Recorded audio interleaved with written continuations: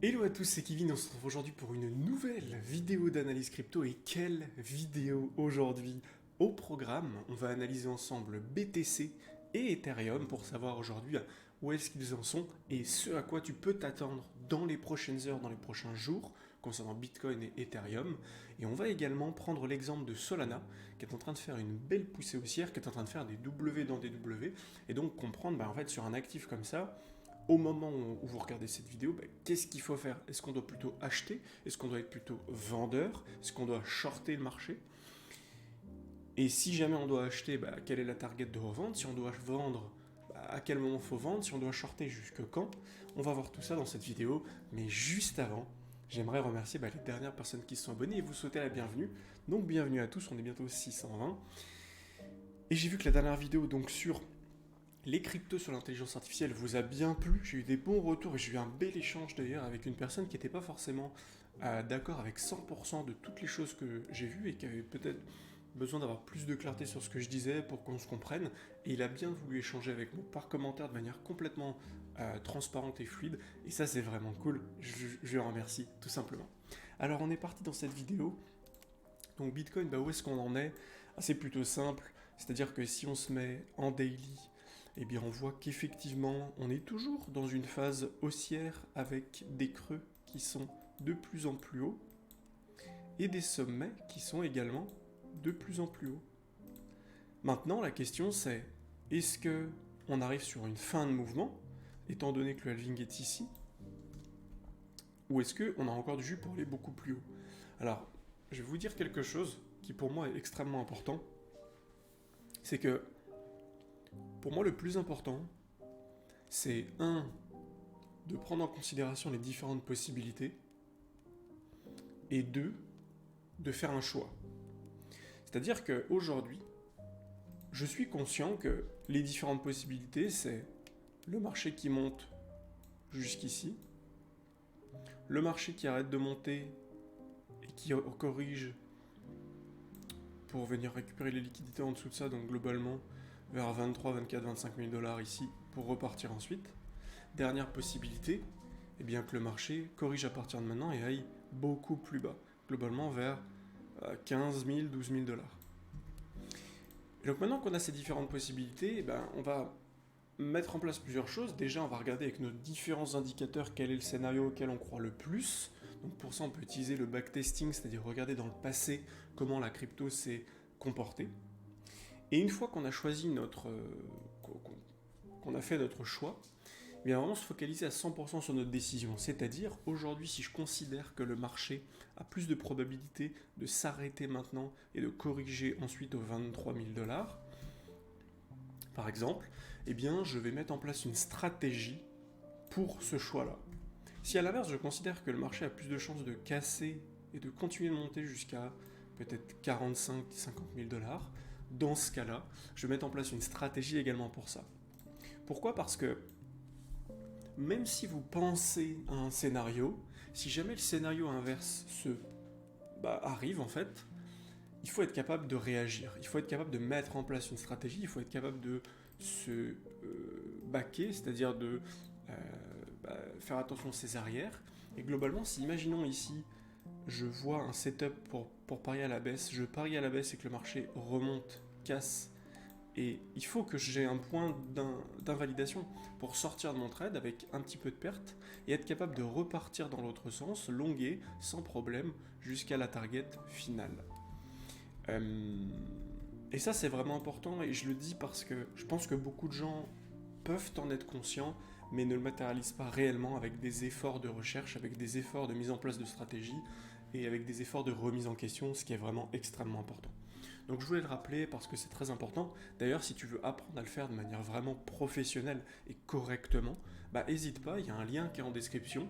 Si tu veux prendre rendez-vous avec moi, tout simplement, tu cliques sur le lien. Je t'ai mis mon agenda disponible avec mes dispos. Tu cliques sur une heure qui t'arrange, puis on se fait une petite visio ensemble tranquillement. C'est offert pour toutes les personnes qui veulent le faire pour l'instant. En fonction de mes dispos, j'ai pas un milliard de dispos non plus. Mais voilà, ceux qui sont dispo, n'hésitez pas à prendre rendez-vous. Le lien est dans la description. Donc ok, maintenant qu'on a vu ça sur BTC, on va zoomer en une heure, tout simplement parce que ce qui nous intéresse, comme je vous ai dit, c'est à court terme. À court terme, qu'est-ce qui se passe? Alors à court terme, on voit qu'on a eu quand même une belle explosion, avec très peu de corrections ici. On a eu temporisation, explosion à la hausse, avec une grosse mèche, temporisation. Ici ça a été un peu compliqué, mais temporisation à nouveau, on n'a pas eu de gros drop en fait. Pareil ici, on a fait une grosse montée, on n'a pas eu une grosse baisse derrière, on a eu vraiment hausse, temporisation, grosse hausse. Grosse hausse ici, temporisation. Donc maintenant la question c'est est-ce qu'on va continuer d'imprimer ce genre de schéma en fait que l'on voit, c'est-à-dire ce schéma là, est-ce qu'on va continuer de l'imprimer globalement ici pour nous permettre d'aller plus haut et de faire quelque chose comme ça, ou est-ce que ça y est, c'est la fin? Et donc encore une fois, pour ça, il faut oui avoir des plans, mais aussi être technicien et être capable de s'adapter. Donc là, ce que l'on se rend compte, c'est que on a notre zone haute et notre zone basse de ce range. Donc c'est très simple de dire que tant qu'on évolue en dessous de cette mèche, et c'est-à-dire qu'on ne clôture pas au-dessus de cette mèche, on est dans un scénario baissier. On est dans un scénario neutre, pardon. Et tant qu'on n'évolue pas en dessous de cette mèche, on est également dans un scénario neutre. Donc on peut venir ici, on peut venir là. Cela n'aura aucun impact sur notre état d'esprit, sur notre sentiment. Il faudra juste comprendre que dès que vous vous rapprochez globalement de cette zone, ici, ce sera une opportunité soit pour observer une cassure de ce niveau et donc de longues parier à la hausse pour aller plus haut, soit de voir ici un marché qui faiblit, un retournement, de parier à la baisse pour aller minimum tout en bas du canal.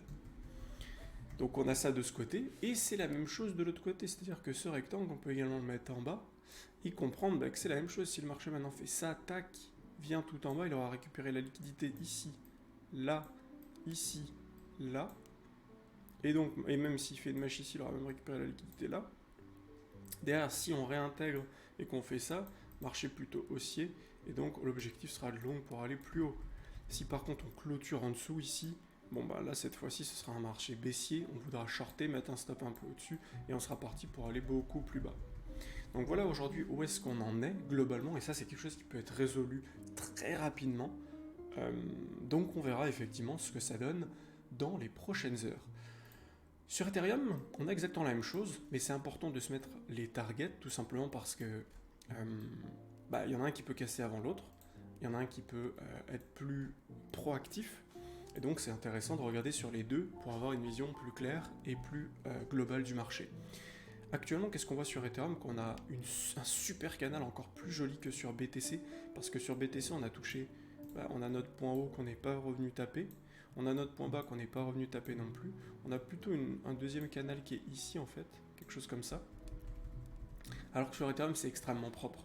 On a point haut, point bas, point bas, point bas, point bas, quasiment point bas. Et donc ici on voit qu'on a quand même une belle zone de résistance, une belle zone de support ici, une belle zone de résistance ici. Donc maintenant l'objectif c'est très simple sur Ethereum, c'est soit on récupère la liquidité au-dessus de toutes ces mèches là, donc globalement au-dessus des 1865 $, on vient là-dedans ou au-dessus et on réintègre, et dans ce cas-là c'est baissier, soit juste on casse, on clôture au-dessus, dans ce cas-là c'est haussier, et si par contre on vient en dessous de ça, pareil à l'inverse, c'est-à-dire on récupère la liquidité en dessous, en mèche, on réintègre, c'est haussier, si on clôture en dessous, qu'on s'installe en dessous, c'est baissier. Donc voilà ce qu'on attend comme confirmation sur Ethereum. Je pense que Ethereum est encore plus intéressant que BTC à trader en ce moment, pour cette raison-là, c'est-à-dire que le canal est beaucoup mieux fait que sur BTC. Donc en tout cas, moi, me concernant, je vais plutôt me focaliser sur ETH, tout en conservant mon analyse et mes feedbacks perpétuels sur BTC. Je vais continuer de l'observer bien sûr, mais j'ai la sensation que ici sur Ethereum, on a beaucoup plus de choses claires sur le graphique, et donc globalement, on va pouvoir aller chercher ensuite de la target beaucoup plus facilement sur Ethereum. Pour l'instant, la seule chose qu'on voit sur Ethereum, c'est ici, on fait point haut, on refait un double bottom, tac tac, on refait le même point haut ici et là. Finalement, on vient récupérer toute la liquidité en dessous de ça. ici, on a récupéré la liquidité en dessous de ça et ça, derrière, grosse explosion, on vient récupérer la liquidité au-dessus de ça, et là actuellement on a une grosse bataille, c'est-à-dire soit on a récupéré la liquidité, maintenant l'objectif c'est de repartir en bas, soit on a cassé, c'est-à-dire qu'on casse cette grosse structure, on pull back sur le niveau de cassure ici, et vous voyez que c'est exactement ça en fait pour le moment, c'est-à-dire que pour le moment on a ce niveau de cassure que j'ai mis en vert ici, on a pullback parfaitement dessus, et pour le moment ça tient. Et tant que ça tient, on n'aura pas grand chose de plus à dire en fait. Si ça tient, on attend juste une confirmation, et c'est parti pour aller beaucoup plus haut. Mais pour l'instant c'est pas le cas, donc je vous ferai une mise à jour dès que ce sera réglé et que le range sera résolu. Maintenant concernant Solana, alors juste avant de passer sur Solana, on va passer rapidement sur le DailyFX, qui est un site que j'utilise pas mal pour savoir de manière globale où en est le sentiment des gens, parce que généralement le marché fait l'inverse de ce que pensent les gens. Alors on voit que actuellement on a pas mal de gens qui parient à la hausse sur l'euro contre l'USD, et bizarrement l'euro est en train de baisser depuis plusieurs semaines maintenant. On voit également que concernant l'or, les gens sont mitigés, plutôt haussiers. Le silver, par contre, les gens sont extrêmement haussiers. Extrêmement haussiers. Donc on va regarder rapidement. Tac. Silver. Bon, on va aller sur celui-là. Non, je pense pas que ce soit bien. Je sais plus, je l'ai plus là. Je l'ai plus en tête. Je l'ai complètement zappé. On va aller sur Gold, du coup. On va checker Gold. On va checker le SPDR. Ah mais non, mais je suis dans crypto, c'est pour ça que je le trouvais pas, je me disais. Ok. Tac. Ok, let's go. On va se mettre en daily sur le silver.